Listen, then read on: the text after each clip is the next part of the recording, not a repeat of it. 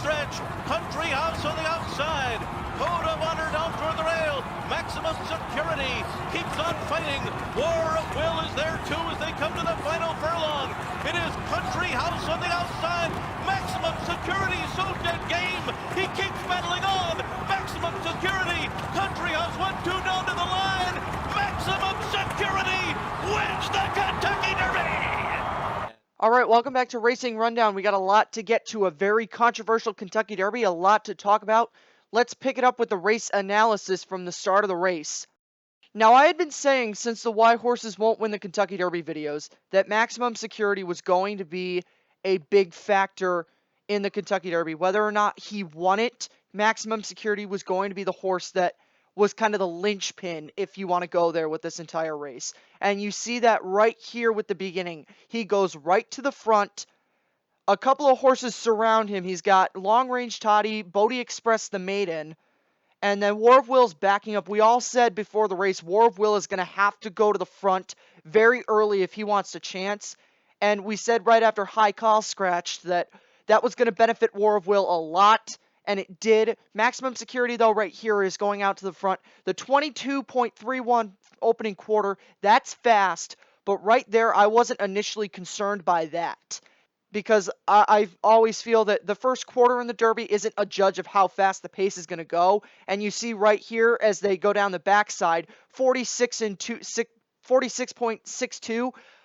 Maximum Security just pricks his ears right here. At this point, I was questioning why they were letting him run loose on the lead, because they did this exact same thing in the Florida Derby, and Maximum Security got away. And they're not really pushing him. You got John Court, Long Range Toddy. Tyler Gaffleone is right behind Maximum Security on War of Will. And when I saw that 3/4 and 112 go up, I'm like, there is absolutely no way they are going to get to this horse in the stretch.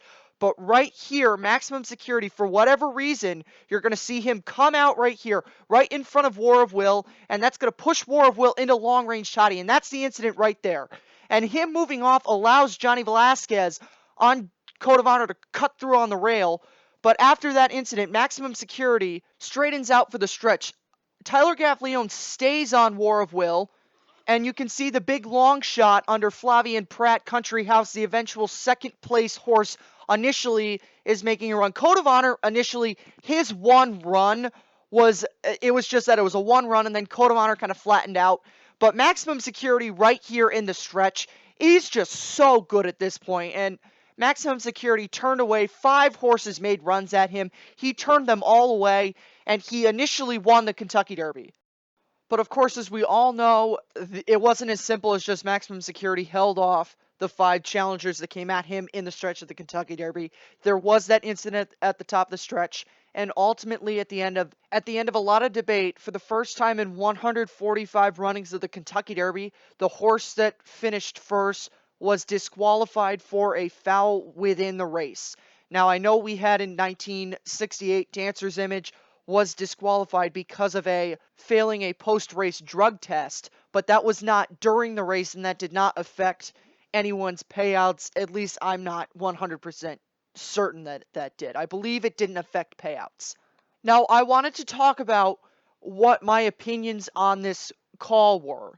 And I said on the live show that I completely 100% agreed with the call, because if you're going by the letter of the law, which that's what we were going by, that Maximum Security, the rule is that a horse on the lead cannot drift out and impede with another horse. And the stewards looked at it and they judged that Maximum Security had in fact come off the rail and interfered with not only War of Will, not only Country House, the second place horse who moved up and was placed first, but also Long Range Toddy, which is why ultimately War of Will did not finish, Maximum Security did not finish 7th behind War of Will. He finished 17th behind Long Range Toddy, because they felt that he not only bothered Country House, the winner, War of Will, the eventual 6th place horse, but also Long Range Toddy, who completely dropped out of the race. Now, all the people who are upset with this race, and I understand being upset with it because a lot of people watch and bet on the Kentucky Derby that are not regular race bettors, that are not people like us who will come to the racetrack, not necessarily every day, but wouldn't go out of their way to watch a horse race besides the Triple Crown. Some of these, not even all these people watch the Breeders' Cup. So a lot of these guys have never seen a disqualification because a disqualification has never happened in a Triple Crown race before, at least taking down a winner. Of course, most recently, I think this was most recently in 1984, Gate Dancer. Gate Dancer seemed to always get disqualified in races, but Gate Dancer was disqualified from, I think it was 4th to 5th because of something committed during the stretch of the 1984 Kentucky Derby. Now, there hadn't been a foul claim in the Derby. This was the first one in 18 years. It was Johnny Velasquez on Invisible Ink claiming foul against Monarcos and Jorge Chavez in that race. And that foul claim was really just because it's the Kentucky Derby, I'm going to make the stewards look at it. And that's what a lot of foul claims in these big Grade 1 races and Triple Crown and Breeders' Cup races end up being. The jockeys on the horse say, well, it's $1 million race, so I might as well take my chance with it. And that's what there were 2 objections lodged in this race. There was the one by Flavien Prat, and there was the one by John Court on Long Range Toddy. Now, a lot of people have been asking why War of Will and Tyler Gaffleone, the horse that it looked like was most directly affected, did not lodge a complaint. And I have not gotten a clear answer to that. Someone on Twitter did say that the owners felt that they wanted to win the fairway, and that's completely respectable for them. They felt that their horse was beaten, and regardless of what happened, they weren't going to do anything. But John Court on Long Range Toddy and Flavien Prat on Country House made objections. Flavien Prat's objection was a, why the heck not? Let me make the stewards look at it. John Court, and I think the John Court objection is the objection that really got the stewards thinking about this, because if it was just Flavien Prat and Country House, I don't think they make a decision like the one that they made. I think they leave the winner up if it is just Flavien Prat. But the fact that John Court made the objection is what I think influenced the outcome of the race. Now, I didn't think it was a good look from the Churchill Downs stewards when they had their presser last night, and it wasn't even a presser. It was they showed up for 2 minutes, they read a prepared statement, they didn't take any questions at all, and they just left.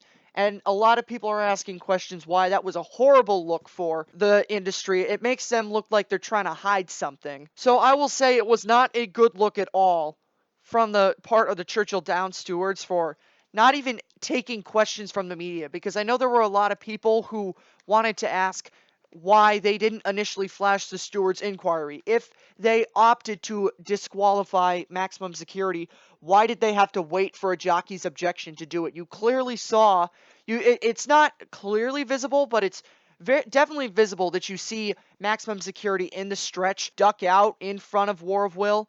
So that would definitely be something that would have been asked, is why did you make that decision? Or why did you not make the decision to do the inquiry yourself and wait for the jockey's objection? And I'm going to say this, while I disagree with a lot of the people who say that Maximum Security got robbed, yes, I realize he was the best horse, and this is the way it usually doesn't work out in these big-time disqualifications in big races. Now, disqualifications happen. There's racing every day and somewhere in this country, so there's probably some kind of a disqualification every day. But usually in these big-time graded stakes races, the best horse is not the winner. And the most recent one that I can think of where there was a lot of controversy like this one is the 2014 Breeders' Cup Classic between Bayern and Shared Belief, when at the start of the race, Bayern broke out 3 strides into not only Shared Belief, but his what was thought to have been his competition, Moreno. Moreno, the front-running horse, almost won the Travers in 2013. Bayern breaks out basically like a bowling ball, takes out Shared Belief, takes out Moreno, and then Bayern has his own way on the front, wins the Breeders' Cup Classic. He was not disqualified in that race, even though people now believe, everyone who talks about that race now believes that he should have been. I'm one of those people. I think Bayern should have been taken down, but I think the stewards in that race probably realized, well, we can't do anything to help Shared Belief because Shared Belief is the only horse that we feel this affected super, so we can't really do anything about it. So that's why I think they left it the same. That's not sourced at all. That's just my opinion. I don't agree with that, but that's the last time in one of these big-time stakes races there was an event like this.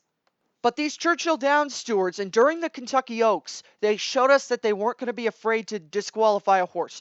You remember Jaywalk in the Kentucky Oaks on Friday was in the race at the start. She veered out in front of Positive Spirit. They clipped heels. Positive Spirit and Manny Franco went down. Nothing was wrong with the horse afterwards. Manny got up, the horse got up, everyone was all right. But after the race, Jaywalk was disqualified from 6th place, her finish at the end of the Kentucky Oaks, to a last place finish. I'm not sure if it was behind Positive Spirit, but Jaywalk was disqualified from 6th to last. And there were some people who said, well, that's all fine and well and good. They can do that to a horse that finished 6th. But watch them do it to a winner. They would not have the guts to do it if there was a winner, and they showed us that they did. So I don't want to ramble on too much about this because obviously we're going to be beating this topic to death over the next 5 weeks. Maximum Security was the best horse on Saturday, and that's going to get lost on people. But the other thing that's going to get lost on people is the fact that disaster was very nearly averted. It was a great job by John Court on Long Range Toddy, Tyler Gaffleone on War of Will, both of those two jockeys and both of those horses to not only stay on the jockeys to stay in the saddle, but the horses to stay on their feet. War of Will came very, very close to clipping heels with Maximum Security. If War of Will clips heels with Maximum Security and goes down, Tyler Gaffleone goes down, War of Will goes down, and I don't even want to think about what it would have been like behind them. It would have been like a pileup in a NASCAR race. It would not have looked pretty. There would have been several jockeys going to the hospital. Several horses would have been destroyed. It's just not something that I even want to think about. So I will say the right decision was made. I think Maximum Security, although he was the best horse, he did commit something egregious. Now, obviously, Gary West is not going to agree with that call. His horse originally won the Derby, and now he didn't. So Gary West is going to appeal. This is going to be about as successful as the New Orleans Saints appeal to Roger Goodell to change the results of the game in the NFC Championship game. Or he's going to do it because why not? It's the Kentucky Derby. But his horse committed a foul, and the right decision was made. Again, it's unfortunate that this had to happen, but the right call was made. And props to the Churchill Downs stewards for agreeing on this decision. So I will see you guys on Tuesday when we will break down everything from Kentucky Derby weekend on Racing Rundown episode number 14. Starting to pick up her stride, but she's got work to do. And here comes Leora. Leora and Channing Hill on the outside of Serengeti Empress, who digs in toward the rail. It's these two, Ladyapolis third, the others with plenty of work to do. It's down to these two and Serengeti Empress, who's holding off the challenge of Leora as they come down to the line. Serengeti Empress has taken the Kentucky Oaks.